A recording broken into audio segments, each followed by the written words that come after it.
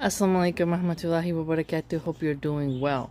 So, here we see another quite bizarre Republican ranting about Muslims and Sharia law. And there's been a massive influx of cash to right-wing influencers and talking heads to distract from the Epstein files, the investigations into the Kirk assassination, and to really rile up the American population and to going to a war with Iran. Now, they have to demonize Muslims really to an extensive degree, even more so, because this generation, this era is no new wars. People are getting really tired of war. They're realizing how much America spent in Afghanistan and won nothing, got nothing. The common people, that is. Weapons manufacturers got some cash, but they're looking at the cost of housing, college debt, poor infrastructure, pollution is a problem, and they're like, you want to do another war with a country and then have more of our children go and be cannon fodder? I don't think so. So, Netanyahu, Looney Loomer, and all those Zios, they gotta really get the American population in a frenzy. One of the ways in which you get the Magatardians motivated is through fear. If you ever pay attention to right-wing propaganda, it's always the sky is falling. It's pretty much a meme at this point. And here we see Rep. Chip Roy says, is anybody paying attention to what's happening in London? You've got a massive Muslim takeover of the United Kingdom going on right before your eyes. I've got some strong concerns about Sharia law and whether that will be forced on the American people. If you look at how many J's are big donors to different campaigns, if you look at how many representatives are flying is not really flags, if you just look at how schools are, public schools will take days off for Jewish holidays, no Muslim holidays, you'll see that no, there is no Muslim takeover. But see, I want you to really read into this. Why do people fear Sharia law? Modesty laws, lack of gambling, right? Because gambling's haram, the restrictions on alcohol, and a lot of Americans cope with their miserable condition in life through alcohol and intoxicants. Islam encourages us to be sober-minded. America does not. You go on Pinterest, you're going to get ads for alcohol. You're going to go on Instagram, alcohol ads. No matter which way you look, there's always some intoxicant being pushed on you so that you're never sober, you don't get involved, you're not aware, just keep glug, glug, glug, glug until you pass out, and that's it. And this is a very smart tactic for evil people.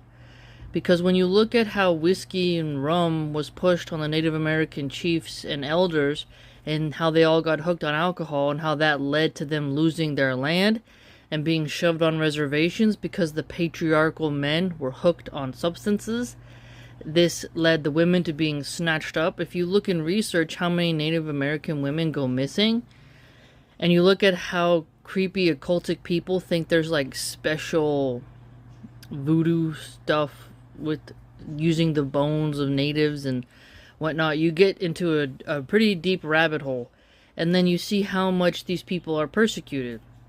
Just like, for example, and I don't remember which state in Africa, which country that is, in Africa, where albino blacks are seen to have some type of voodoo power, and they're often hunted, and that's really sad. So people have these weird ideas about flesh, and Native American tribal peoples are persecuted in that. And so in order to take down the tribes, they had to really use alcohol because it's so strong and potent, and it really makes certain people weak. So when people talk about Muslim takeover, they fear their sin outports being taken away, being closed down. See, a lot of Americans say that this is a Christian country, but they won't remove the sin in the name of secularism. So a lot of Christians put secularism before their Bible, and they don't really want to live by biblical rules, because that's actually hard. Whereas Muslims, for the most part, we try way more than Christians do. Christian women en masse do not obey the Bible. They don't live out biblical motherhood, biblical femininity, biblical gender roles. That's just not their thing. You can't even get most Christian women to stop showing their cleavage, stop thirst trapping. I mean, the Christian influencers on the right wing, they just look like escorts. Most of them with a cross around their neck. I mean, it's just, they're not modest at all. And the more I dig into Erica Kirk's past, she wasn't trad at all. Pranced about nearly nude in beauty pageants, did music videos. She was an outgoing modern girl. She wasn't trad at all. She just got a rebrand once she got to marry Kirk. But the point is that these people fear modesty and sobriety.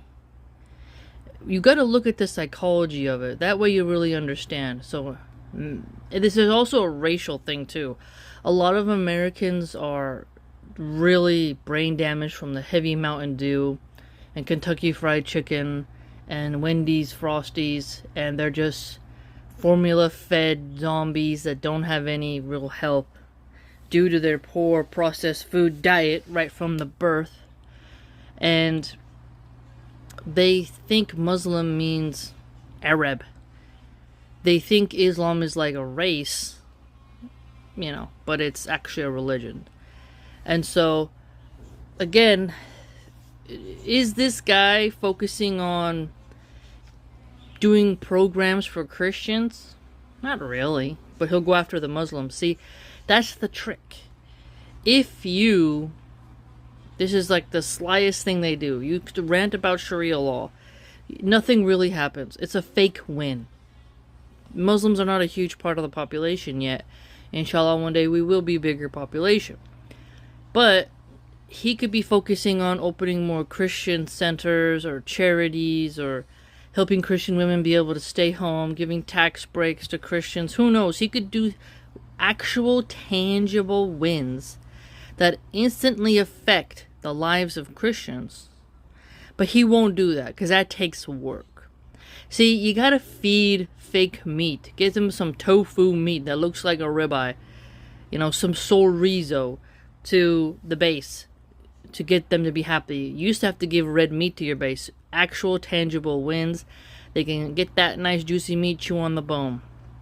With all, the political rhetoric symbolism that I'm talking about. Today, though, they give you that, impossible burger meat. It isn't real. It's not even important to focus on Sharia law. When you ask the average person, like, hey, you're struggling to pay your healthcare premium. Are you worried about Sharia law or your healthcare premium? Most sane people will be like, yeah, I'm worried about my healthcare. But see, a lot of Christian men, American men in general, they're heavily porn-brained. So they get really upset when a woman covers. To them, it's an affront to their, gooning abilities. They want to have eye candy to lust after other women right in front of their wife, and they participate in this type of cuckoldry. Where, okay, I want other men to look at my wife, but in exchange, I get to look at their wife. So it's even Steven. And then you get into how women will be like, well, you're insecure if you don't want other men to look at me. And then when their wife runs off with the Sancho, which is Spanish for the adulterer, the extra man, the side piece man, they're like, oh, women are all this, women are all that. But you helped her be a magnet to attract those other mates. And you flaunted her and paraded her about, and then got mad when someone wanted to jump on the saddle. It's really quite odd. Alright?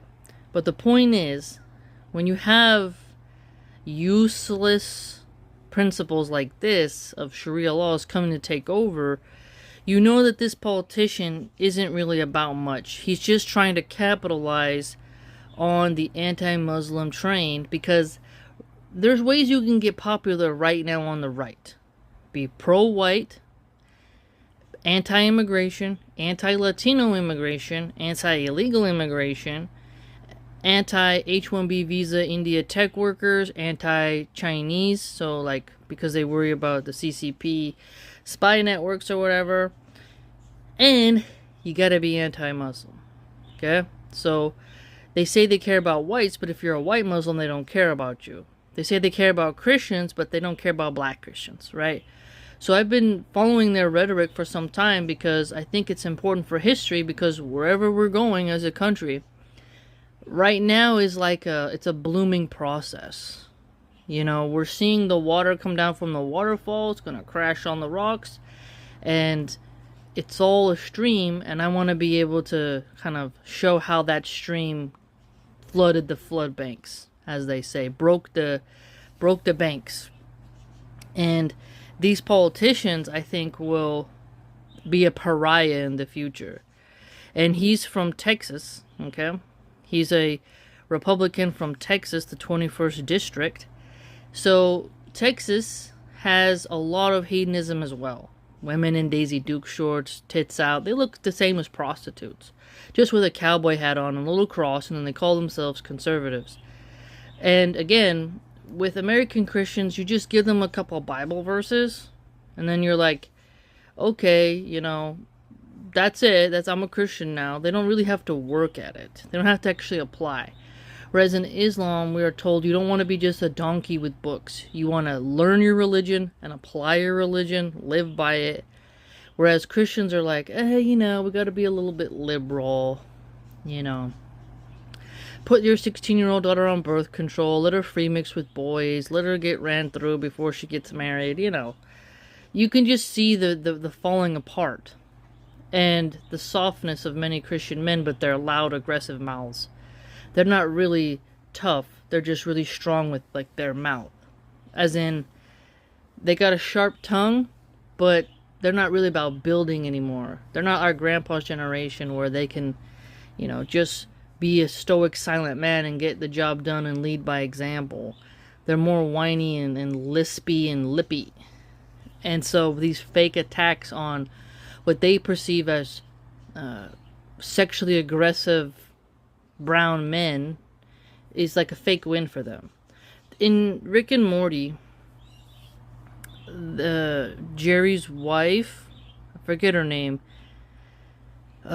Morty's mom, she says she wants to go travel, and then Jerry's like, oh, you want to go to the countries with the most sexually aggressive men. And that highlights this strange phenomenon where women will marry really weak men, and then they desire stronger men. And it creates a sort of feminist monster who's domineering because her husband's so weak and she's disgusted by him, but she knows he's safe and reliable. And then there's an episode where that mom, in a separate dimension, becomes a lesbian lover of herself, so she loves herself. It's really strange, but Rick and Morty writers went downhill, so they're not as philosophical and intelligent, and it's usually just vulgarity and fart jokes and hedonism. But it used to actually have some deep philosophical psychoanalysis stuff in there. But my point is that you have a lot of American men who are Christian who don't have any real tangible wins in their life, so they need people like Rep Chip Roy to go after Muslims who they perceive as strong, dominant men who are coming to take their little white damsels in distress.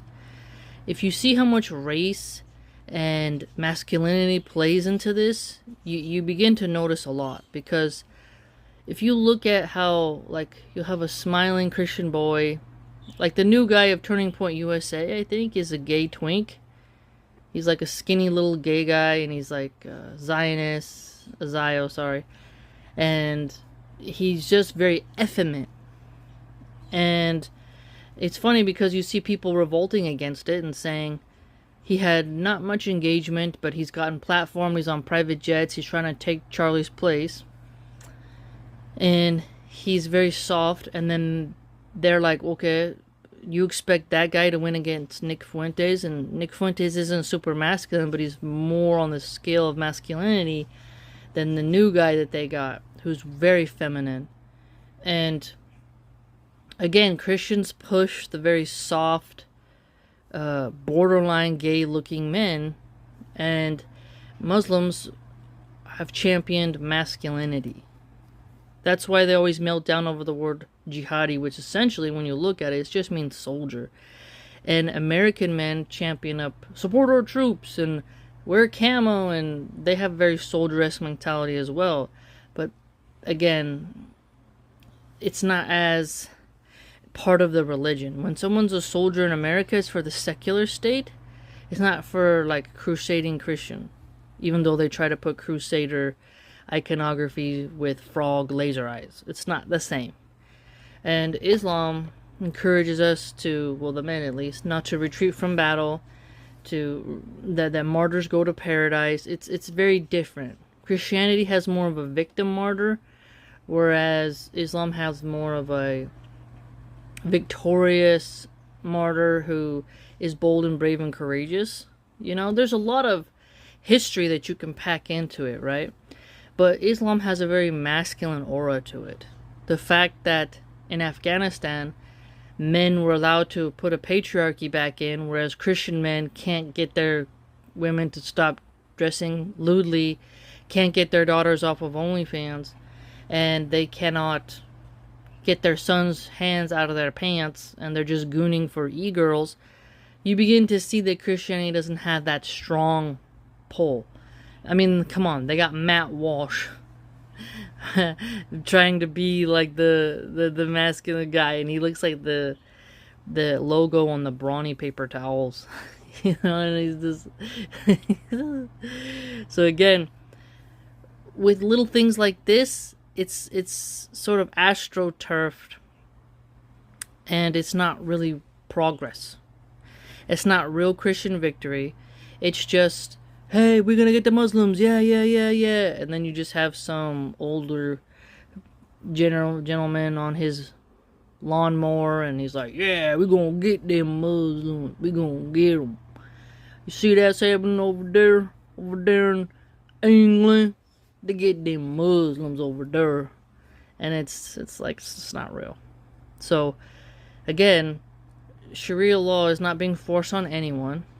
He's not focusing on fixing your property taxes or getting free public lunches in your schools. He's talking about Sharia law. And that's because he serves people who hate Sharia law. And who might that be? Think about it. Whatever content creator is talking about Sharia law, you know they're being paid, and you know who actually owns them. Because you have never heard an American, I guarantee it, when you're like, how are you doing? How's life? You know? Is everything okay? And they're just like, yeah, man. I mean, I get Sharia law is like ruining my life. Most of the time you hear like, I can't afford childcare. Rent is too high. My healthcare premium. Oh, I'm in debt. The interest on my credit card is too high. I'm missing my payments. I need a new car, but, you know, I got a bucket. Oh, my kid's sick and I can't take time off, and there's no paternity leave, and you got it on and on and on and on. No one mentions Sharia law. So who is he really serving by fighting against Sharia law? And he doesn't push any real policies that actually help Christians. So you got to break down these people's rhetoric piece by piece, because it's a fast way to get likes and retweets, but it's a way of not doing anything, you know? Next, is he going to go after, like, the Hindus or something? Yeah, we will not build statues to Ganesh. It's like, who's really doing that? Maybe you got a couple statues here and there. But, I mean, hello. And they say, oh, you got to snuff it out while it's small, the flame. And it's like, what's a bigger fire, though? Debt. Illnesses. The price of prescription drugs. Diabetes medication is high. Okay? So again, he's not focusing on important stuff. In 2023, over 1 million women got abortions. In a Christian nation. Hello, if women have decided that 1 million men were not worth it, you have a problem in your culture. So again, he needs to focus on things that are important, and he is insane.